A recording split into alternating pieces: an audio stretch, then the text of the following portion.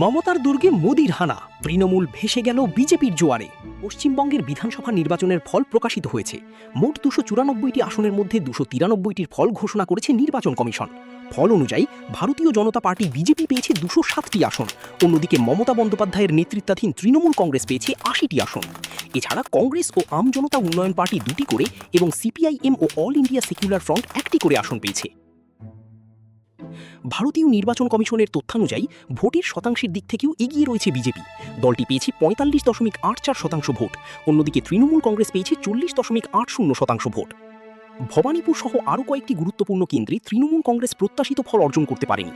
এদিকে 29 তারিখ ভোট গ্রহণের দিন বিভিন্ন অনিয়মের অভিযোগ থাকায় ফলতা বিধানসভা কেন্দ্রে ভোট বাতিল করা হয়েছে এবং সেখানে আগামী 21 মে পুনর্নির্বাচনের তারিখ নির্ধারণ করা হয়েছে। এই ফলাফলে রাজ্যের রাজনৈতিক পরিস্থিতিতে পরিবর্তনের ইঙ্গিত পাওয়া যাচ্ছে। পশ্চিমবঙ্গে কি তবে শুরু হতে যাচ্ছে নতুন রাজনৈতিক অধ্যায়?